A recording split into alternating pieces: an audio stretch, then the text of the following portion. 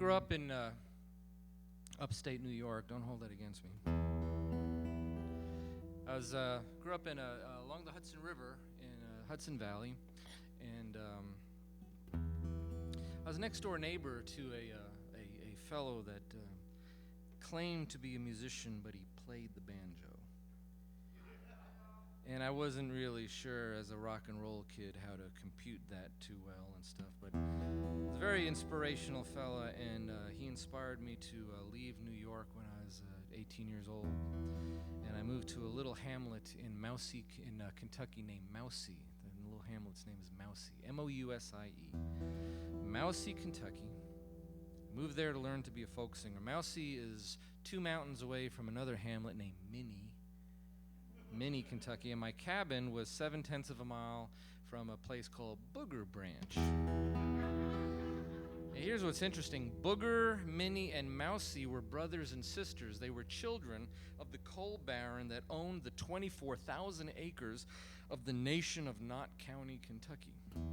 And they were born before Walt Disney. But anyway, I lived in Mousie, Kentucky. I thought, okay, this is cool. I was going to be Michael Johnathon, the unknown folk singer from Mousie, Kentucky, and I achieved my dream. But I'd go up and down the hollers with my guitar and banjo, and I'd knock on doors and stuff, and had hundreds of front porch hootenannies, and people would sing me their old songs and play me old scratchy records like Carter Family, and I learned about all these old players that I'd never heard of before, like String Bean and Uncle Dave Macon and stuff like that. And this is one of the songs that I collected while I was out there, and I was able to record this with a wonderful, wonderful woman named Odetta. And if you can picture the song, me and Odetta and a string section playing this song about the passion and the tradition of the older generation, how much they want to turn it over to the young kids, but young people are lost in the tornado of their youth. They're really not interested. I couldn't think of anybody that best represent the majesty and dignity of the older folks than Odetta, or the shallow narcissism of the younger people than myself. Her line through the whole song is "Gone, gonna rise again." It's about how the love for the past is gone, but the singer hopes it'll rise again in the hearts of young people. So feel free. I'd love it if you'd sing that with me.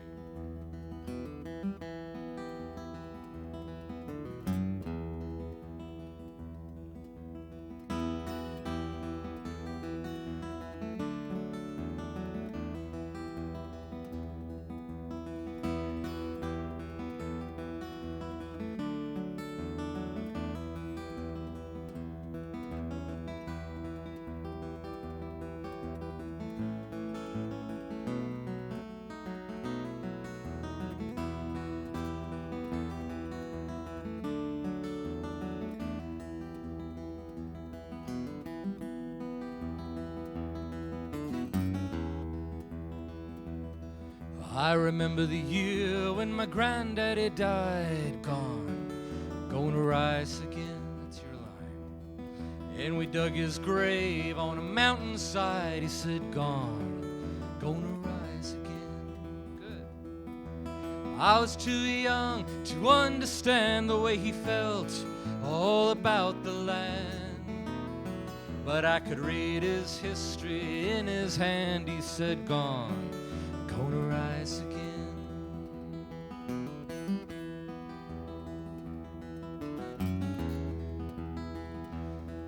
There's corn in the crib and apples in the bin. Gone, gonna rise again. Hay in the loft and cotton in the gin. Gone, gonna rise again. There's ham in the smokehouse, hogs in the trough. You know, he never had a lot, but he worked like a mule for the little that he got. He said, gone, gonna rise again.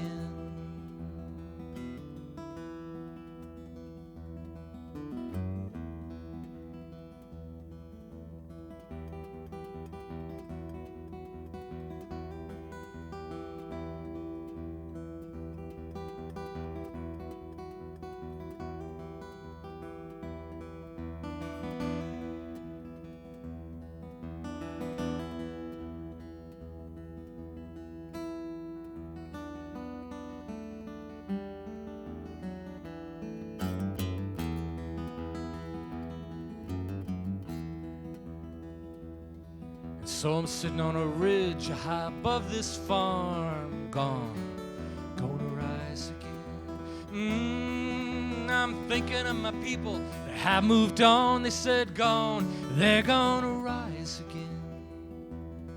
You're like a tree that grows from the mountain ground. You know the storms of life cut you down, but the new wood springs from the roots underground, gonna rise again. I said the new wood springs from the roots underground, gonna rise again.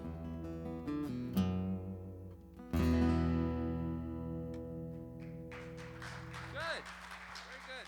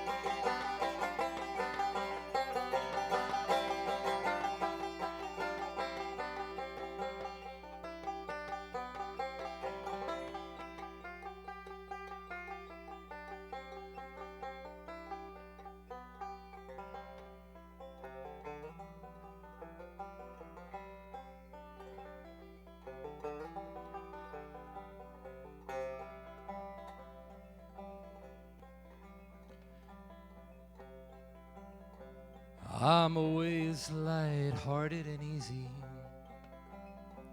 not a care in this world have I.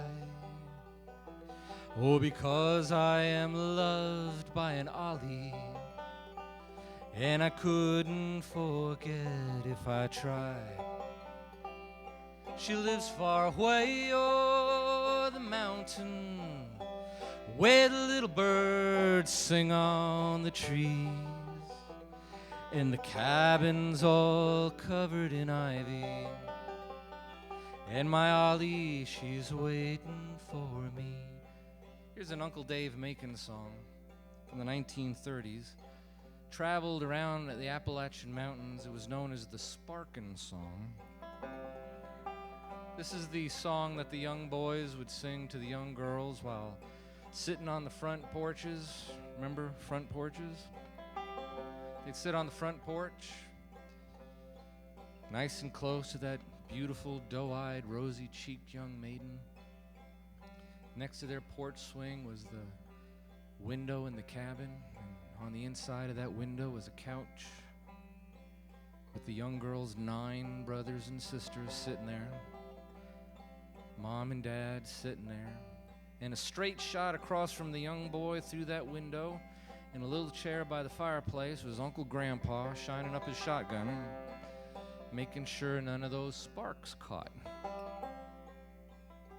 You know what sparking is. Bill Clinton used to do a lot of sparking back there in Washington. That's what's meant by the term Ollie in the song. You hear the term Ollie? It was the mountain phrase for sweetie pie, honey bunch, Monica. Try singing it with me. Over the mountain. And it's over the mountain where the little birds sing on the tree, and the cabin's all covered in ivy, and my Ollie's waiting, and my Ollie, she's waiting for me. Try it again, nice and loud. And it's over the mountain where the little birds sing on the tree. Sound good. And the cabin's all covered in ivy, and my Ollie, she's waiting for me.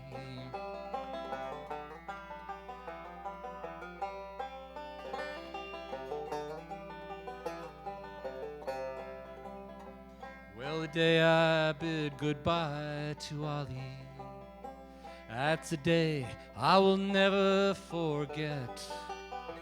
For the tears bubbled up from their slumber, and I fancy I see them yet. Well, they look like the pearls on the ocean as she wept her tales of love.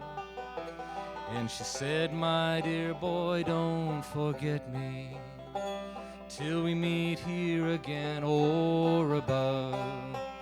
And it's over the mountain where the little birds sing on the trees, and the cabin's all covered in ivy, and my Ollie, she's waiting for me.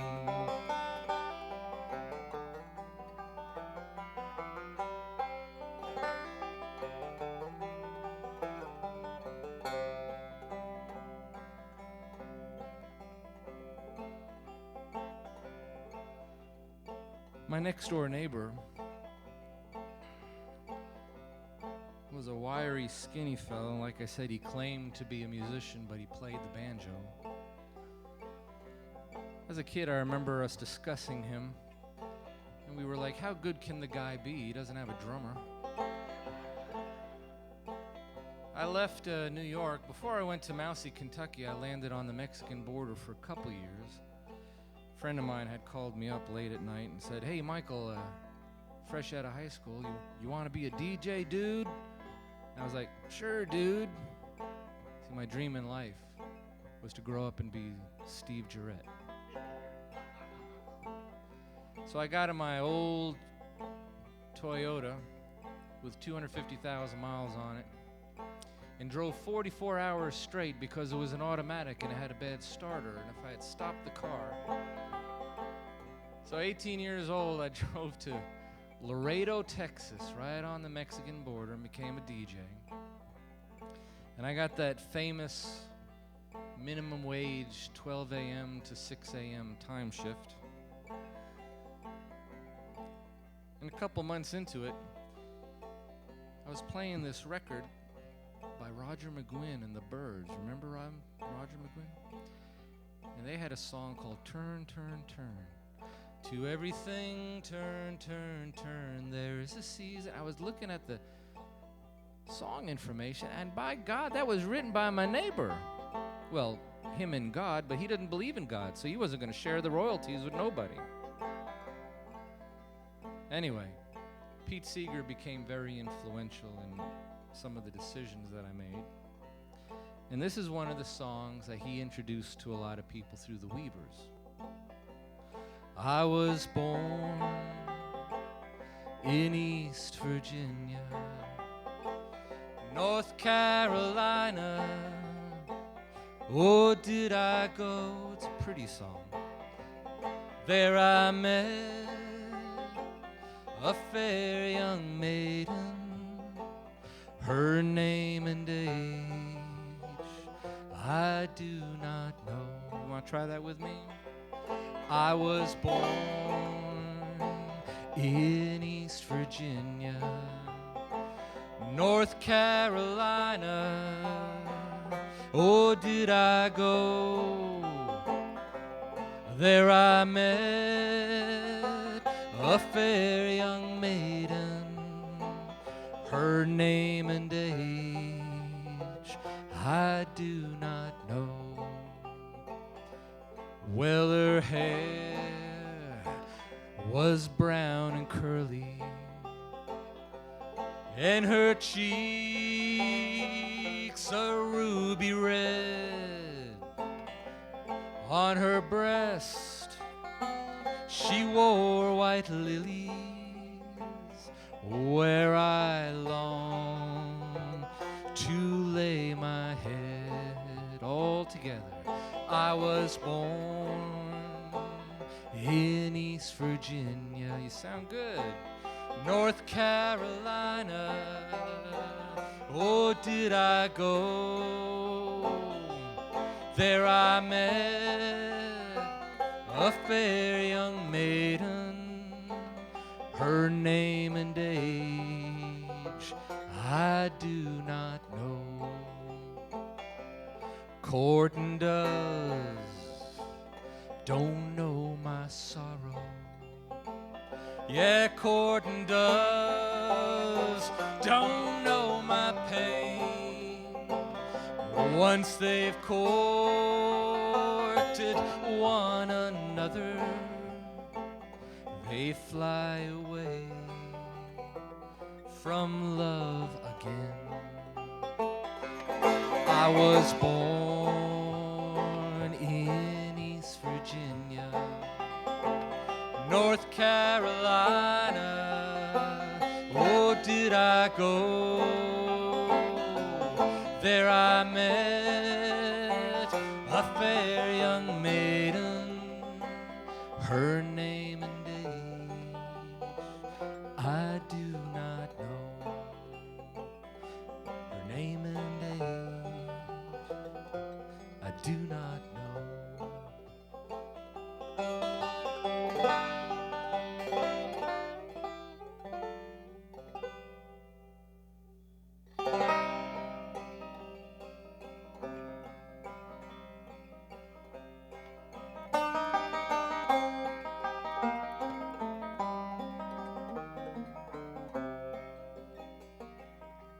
I love stories about artists that suck. This was a 19-year-old kid, homeless, living on somebody's couch. Actually, it was Dave Van Ronk's couch. You know Dave Van Ronk? He was this gritty, burly blues player, had a heart of gold, looked like a big old teddy bear. An old Sing Out magazine review of one of his records said that he had a voice that sounded like a bottle of bad bourbon. And when you're a blues player, that's a great review. Anyway, he took pity on all these so-called singer-songwriters that would straggle through the city, and he let this kid who couldn't write, couldn't play, couldn't sing stay on his couch. And during the day when Dave Van Ronk and his wife had lives and they were busy and organizing and having meetings, he'd go through Dave Van Ronk's massive collection of albums. Remember albums? They were those black plastic things, had little holes in them. Anyway, everybody was trying to write songs about war at the time, in the early 60s. And he tried writing a poem, couldn't figure out any music, and going through Dave Van Ronk's albums, he found an album by a mountain lap dulcimer player named Jean Ritchie. She had a song on there, an old English ballad named Fair Nottingham Town, and he listened to that album, and he realized that his lyrics perfectly matched the meter of Fair Nottingham Town, so he stole it. And he went down to the coffee houses and stuff, and the mic nights, and started singing his new song. What he didn't realize is that everybody had Jean Ritchie's album, and they knew that he ripped her off, which ultimately is okay, because Woody Guthrie stole the melody to This Land Is Your Land from the Carter family. The great legacy of folk singers is that they do steal. Anyway, he wrote this song, and I was thinking here recently as I was listening to it that is like many powerful songs, it has outlived the war that it was about. And I think you know it, and the young kid that wrote it.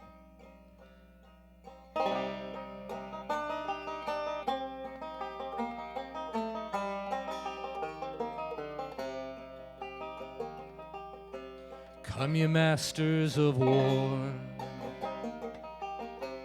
you that build all the guns, you that build the death planes and build the big bombs, you that hide behind walls and hide behind desks. I just want you to know I can see through your mask. You that never done nothing but build to destroy.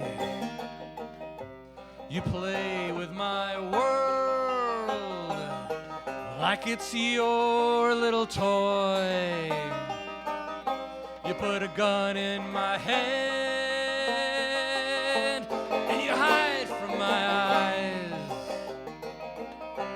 and you turn and run farther when fast bullets fly.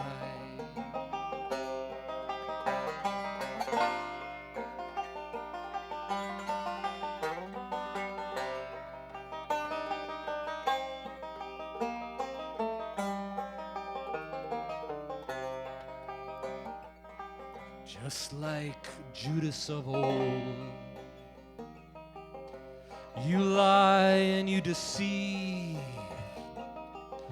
This holy war can be won. You want me to believe, but I see through your eyes like I see through your brain. And I see through this water that runs down my drain.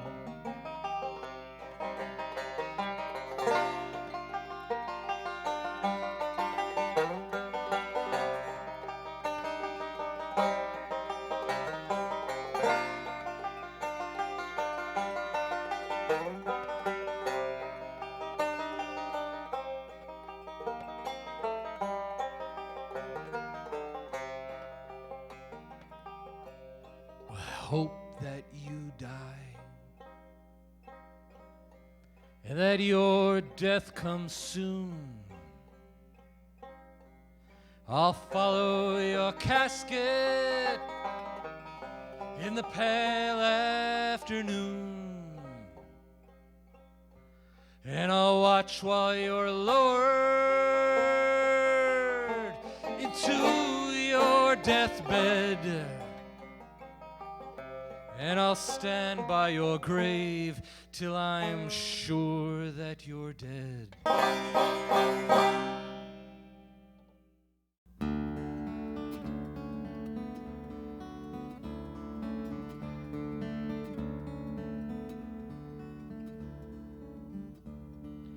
Thunderstruck and overcome, you are so unlike anyone I have ever known. That's why I'm missing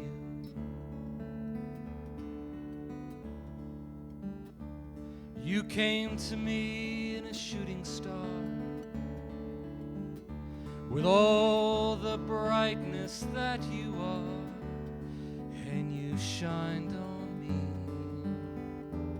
That's why I'm missing you.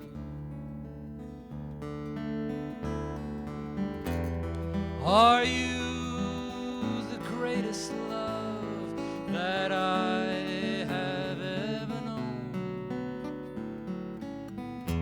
Who moves the universe in me?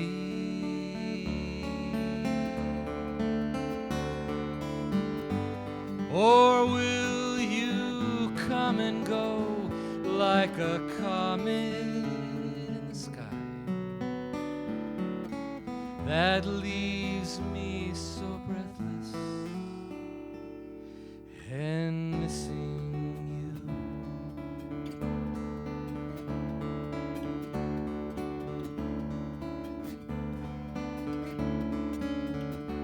Morning comes just like it should, in the beauty of Ravenwood, and I watch you sleep so very close to me.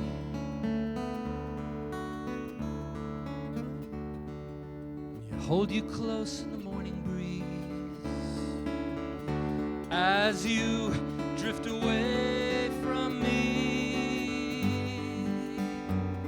Oh, I'm already missing you.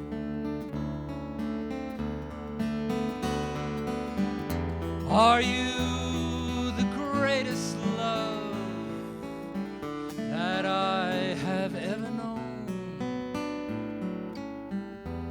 Who moves the universe in me?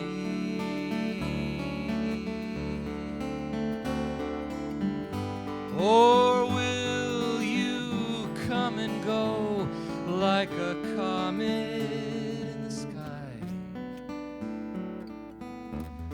and leave me so breathless and missing you?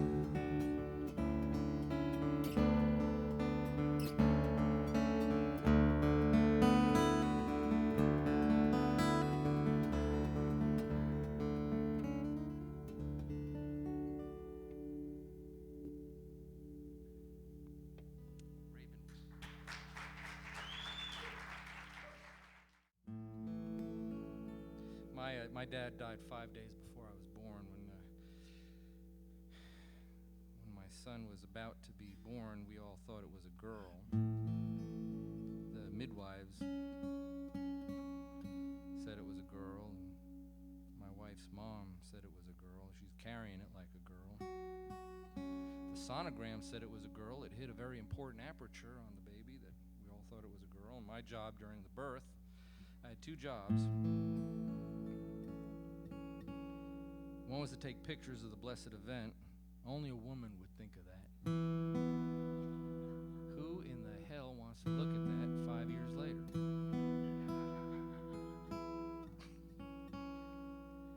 And the other thing was to make the tape of the beautiful, relaxing music that plays in the background during the screaming.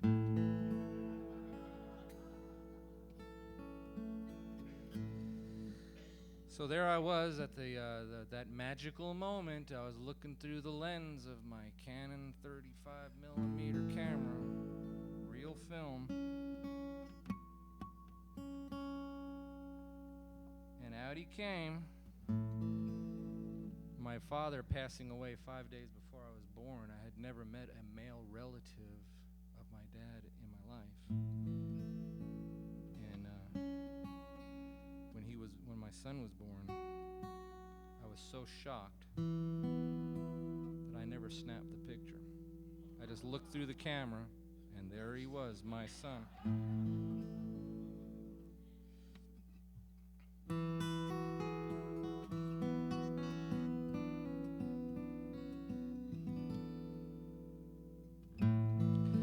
You are my son. You're the light of my life. A long time ago, I knew my life would shine through you. You are everything.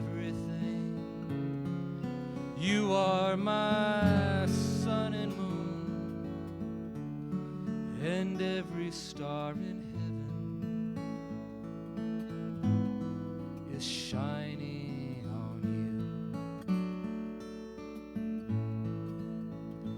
you. And a long time ago, on an early autumn morn, the universe stood silent as I held you in my arms. My own father left me 5 days before I was born, but I saw my father shining in the stars in your eyes.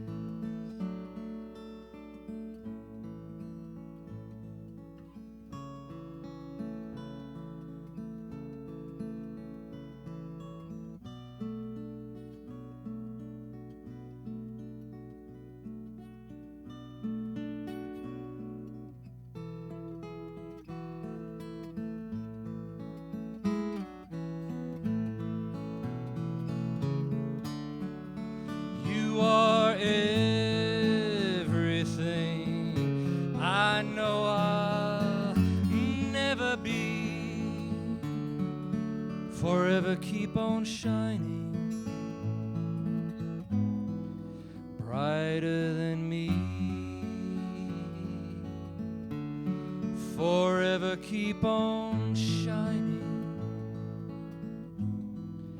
brighter than me.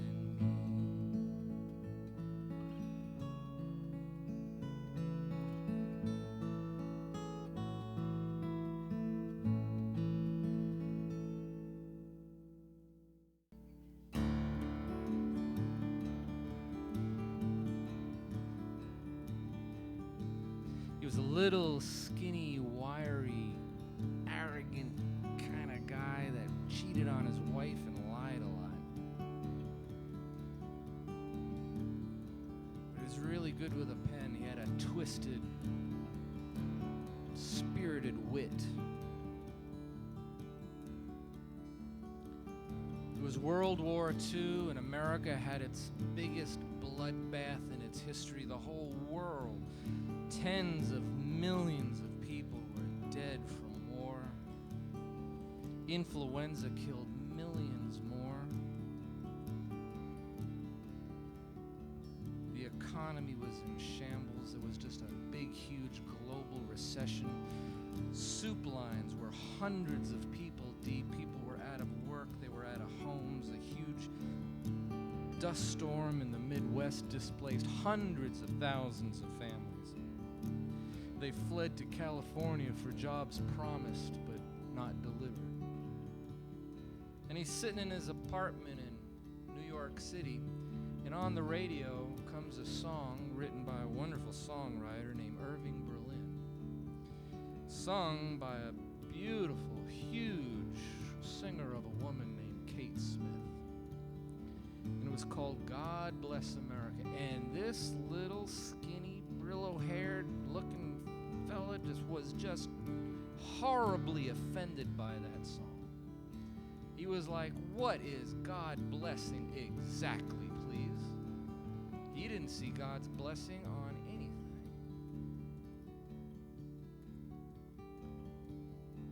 He took off from New York. He got a job, had to go clear across the nation to find work in the Pacific Northwest. And he was hired to write a bunch of songs.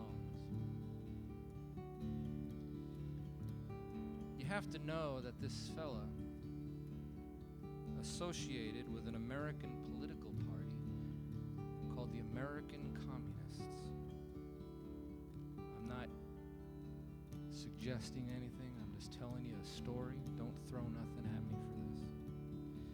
But he really believed in that because, see, the American Communists, they got their core principle beliefs from the Bible they didn't believe in.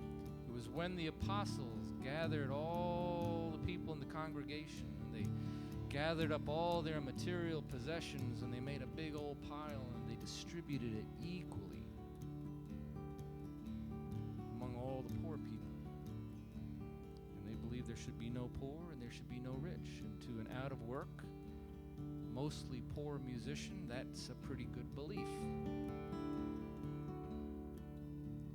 So he started writing a song based on his beliefs in retaliation to Irving Berlin's God Bless America.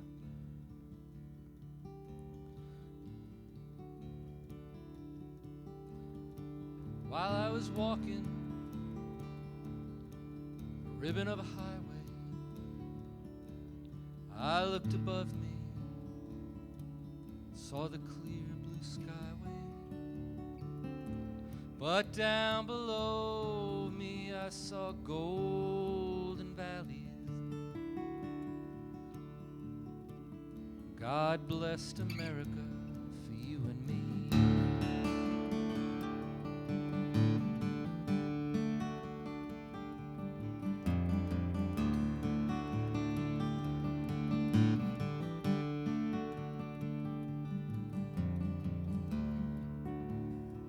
So he started writing his retaliation song, was called God Blessed America for You and Me, and he put it in a book, and he did his job in the Pacific Northwest, and he came back to New York City, and he forgot about it. And 10 years later, another communist friend of his, my tall, skinny, banjo-playing neighbor, who this past Saturday celebrated his 90th birthday,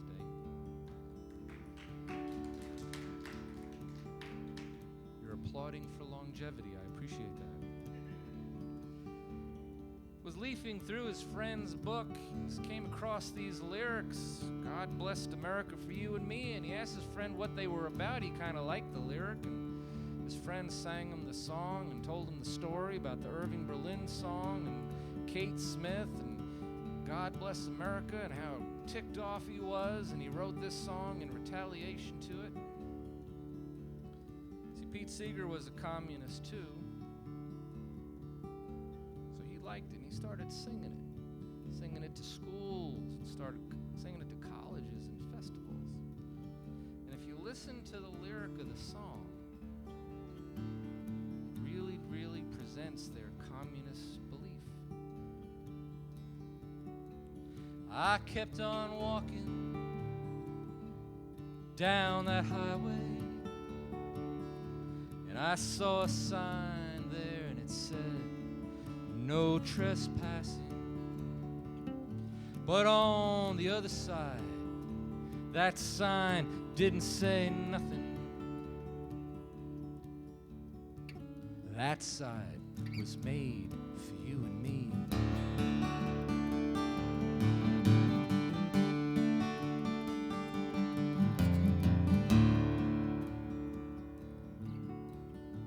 Pete kept on singing that song, and the Weavers sang it, and Lead Belly sang it, and other people sang it, and Judy Collins sang it, and Joan Baez sang it. In the late 50s, this anti-Irving Berlin anthem became so popular that the United States Senate drafted a bill in 1959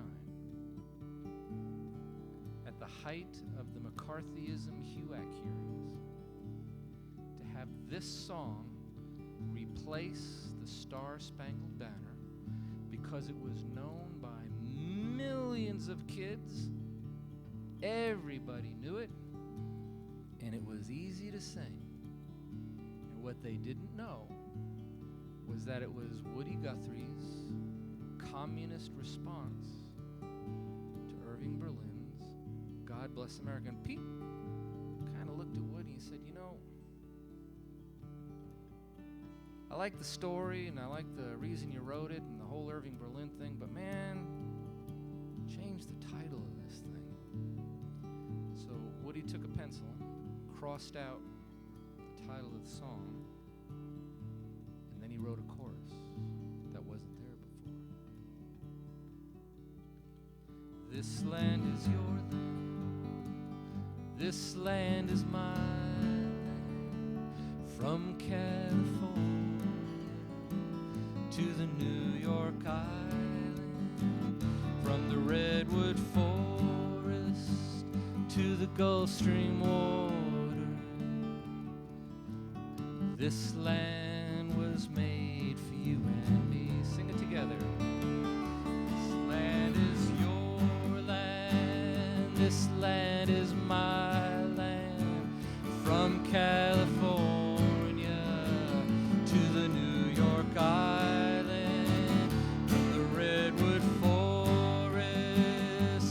Gulf Stream water.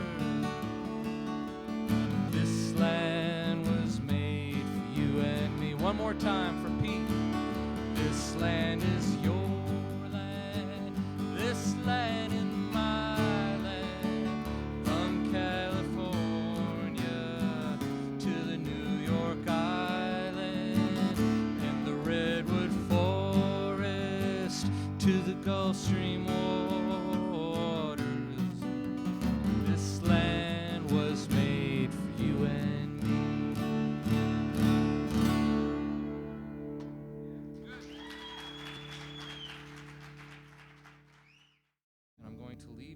Song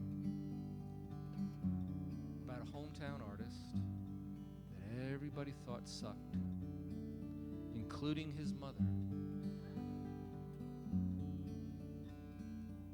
He tried to paint and he tried to draw, and he was very, very prolific, but he worked very, very fast. And his mind was filled with the blazing visions of several paintings and drawings at the same time. And he would rush through one to get to the one that didn't exist yet. He would make canvases and sketches on paper and boards and anything that he could get his hands on. And no gallery owner in his lifetime ever hung a single painting by this man. Nobody ever purchased a painting by him. And the other artists of his day would not associate with him because they thought he sucked, and they didn't want his suckness to rub off on their career. Every month or so, he would leave the little village where he was mostly homeless or living with other people, and he'd go to the little farm outside where his mom had a goat farm. He would bring his drawings and his canvas, and he'd bring them to his mother, and he'd say, "Mom, here's my work. Nobody likes it. Nobody wants to buy anything. Nobody will even hang them in their shops. But I can't help but believe that someday, somebody will find value in my work." And his mother would take the canvases and take the drawings, and she would take the paintings, and she would watch her son turn around and walk down the lane and disappear over the hillside as he headed back to the village where he did his work. And when he was finally out of sight, his mother used hundreds of his paintings and drawings to fix the holes in her goat barn because she thought he sucked. Today, People line up 2 and 3 city blocks. They will pay $20, $30, $50, $60 a ticket to see what precious few canvases remain of this man who's now considered one of the greatest artistic geniuses in all of history. His name is the most famous of all the artists. He's the most copied, the most reproduced artist in mankind's history, and his mother used his paintings to fix the holes in her barn. I find a lot of encouragement personally in his story. Because you could leave here tonight and you might think to yourself, man, Michael Johnathon really sucks. And that's okay. Because someday, I know that hundreds of people are going to line up just to gaze upon the CD and book covers that you did not buy tonight.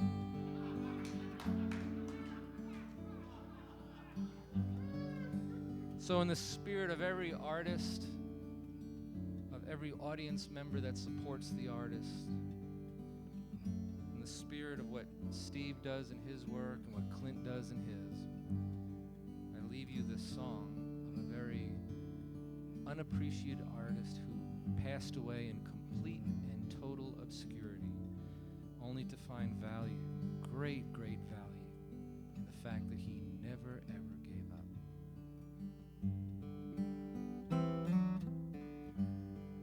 Starry, starry night,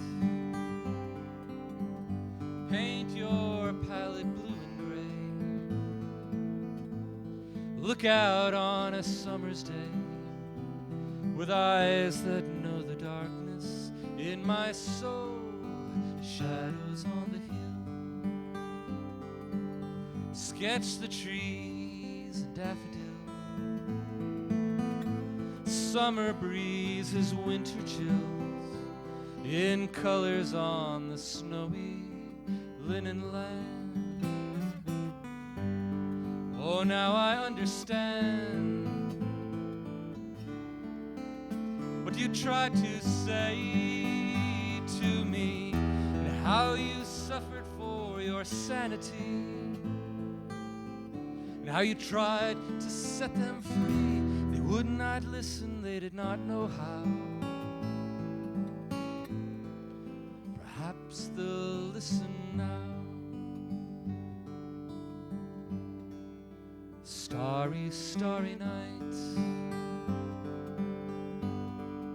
flaming flowers brightly blaze, swirling clouds in violet haze, reflecting Vincent's eyes of china blue, and colors changing hue. Morning fields of amber grain, weathered faces lined in pain, are soothed beneath this artist's loving hand.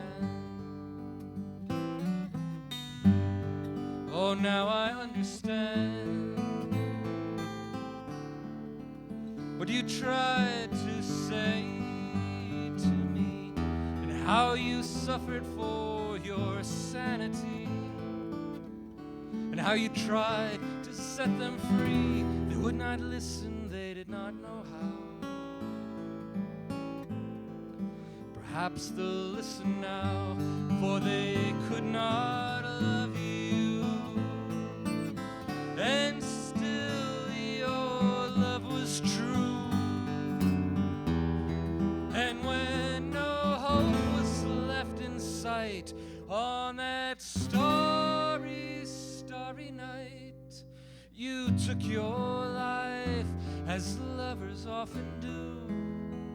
Oh, but I could have told you, Vincent, this world was meant for none as beautiful as you.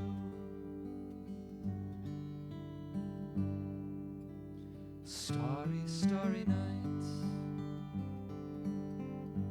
portraits hung in empty halls,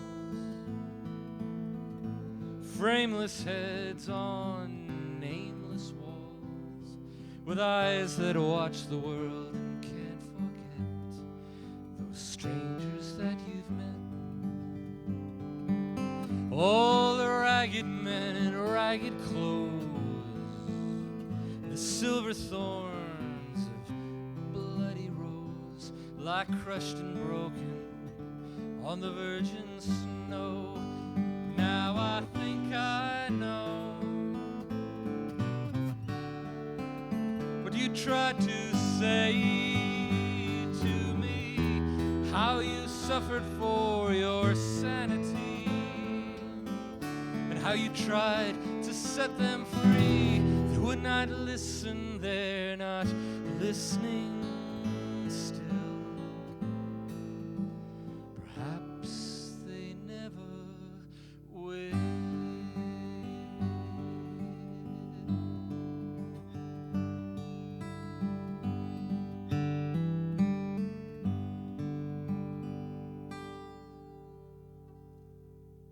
Thank you very much.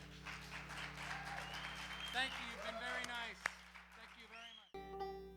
When I moved to East Kentucky and I landed in that little hamlet of Mousy, Kentucky, I mean, there I was, footloose and fiancé free.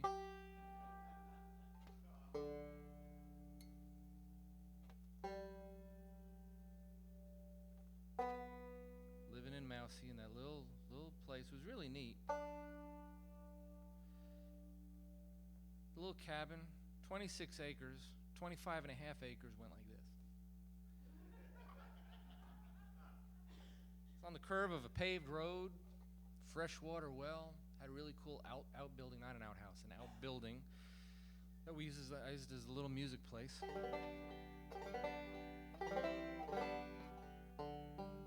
$125 a month. It was folk heaven.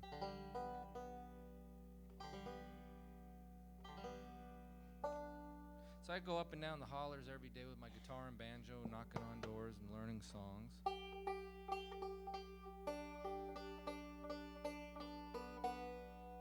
About 4 in the afternoon, I get home.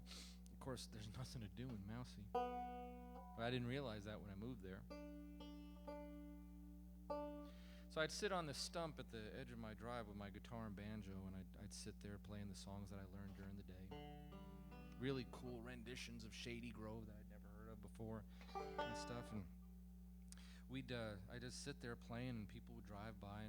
And Mousy was really neat because around 4 o'clock in the afternoon, all the coal miners would come home, and the sawmill lumbering guys would come home. They'd come home, they'd shower up, change, throw their kids and their dog in the back of the pickup truck, and they'd pass Mousy, go up over Blue Moon Mountain to the county seat. This is the capital of the nation of Knott County, and in Heinemann, Kentucky. And in Heinemann, Kentucky, that's where you had your general store, and your post office was there. The lawyer and the doctor were there, and that's also where the restaurant was. And in a place of 24,000 people in the county, to have just the one restaurant, what would happen in the spring, summer, and fall, it was a Druthers hamburger stand. And about 300 people would gather every night when it wasn't raining in the parking lot of this hamburger stand, and they'd be there associating and communalizing and doing whatever they do there. And in the evening, and of course the New Yorker in me is thinking, why don't they build two? If it's that popular, put one on the other side of Blue Moon Mountain. But I'd sit there all by my lonesome on that stump, and people would drive by, and eventually this old man pulled up in his green Dodge pickup truck, and he pulled up to me, and he was like, didn't say nothing. He kind of just stood there, and I said, "Hi, I'm Michael," and told him about, this is a banjo, and he just stood there, and I said, "Well, I could played him a song, and he just kind of stood there, and after about 5 minutes, he turned around and he left. And I was like, I didn't feel lonely before he got there. But I was like, is this the Southern hospitality I've been hearing about? I wished he'd never showed up. Well, what it was, old John Wicker, his name was John, he would be driving by every day, and he got tired of everybody passing by, nobody stopping to say hello. So what he did is he stopped and stood there for a while. So as everybody was driving by, heading to the Druthers hamburger stand, and there's a lot of people on the road, but they'd see him standing there with me, which is his way of telling them that I was okay. It's just that he personally had nothing to say. And so, the next day I was there on my stump with my guitar and my banjo, and a couple fellas stopped, and one fellow pulled out a fiddle, and we would play a little while. More people would drive by, and they'd see them there, and some of them would stop and everything. And other people would bring a guitar, and more people would stop, and eventually became like a gathering place on the way to the druthers. And there'd be 5 or 6 people, and then as time went on, there'd be like a dozen people, 15. It would grow to 20 people. They'd bring their mandolins and other people, and we started having all these side of the road sings there on the Jones Fork curve of Old Highway 80, as people are heading to Blue Moon Mountain to go to the Druthers hamburger stand. And it would grow, and somebody brought an empty 55-gallon oil drum, and they'd put wood in it, and they had a fire barrel going, and we'd stay there late in the night singing all these songs that we were learning. I was learning all these cool old Uncle Dave songs and all these old Carter family songs and stuff, and we were just growing and growing. And it'd be 30 people and 35 people, and they're finding places to park in the meadow or along the side of the road, and became like really crowded and stuff. And you've never heard anything in your human life like the sound of 62 people on the side of a road singing the same song completely out of tune with each other.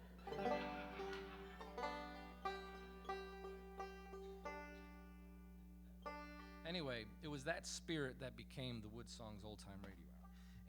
And this is a song that we used to sing on the side of the road, and I will leave it with you tonight. It's one of those, they're called rounds, where it's the same verse, and it would just go around, and everybody plays something new, and you try to catch up to what it was that they were doing, and then you'd come back to the same verse, and everybody kind of like shifting it into gear, everybody'd lock in again.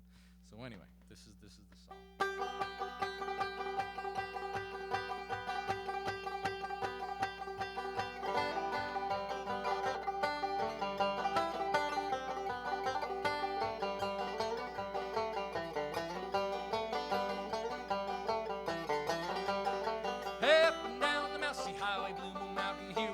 Up and down the Mousy Highway, county line, how far to go? Up, down Mousy Highway, singing every song we know. Friendly people waving my way, playing on that old banjo.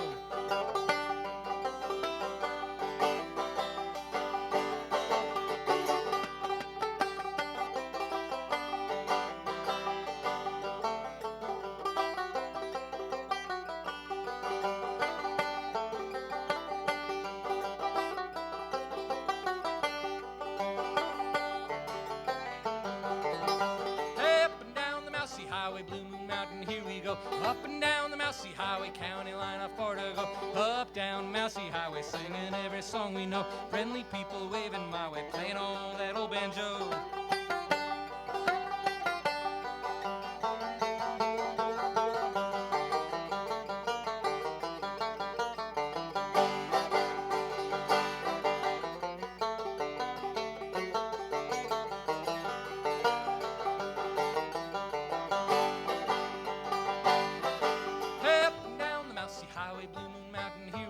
Up and down the Mousy Highway, county line, how far to go? Up, down Mousy Highway, singing every song we know. Friendly people waving my way, playing on that old banjo.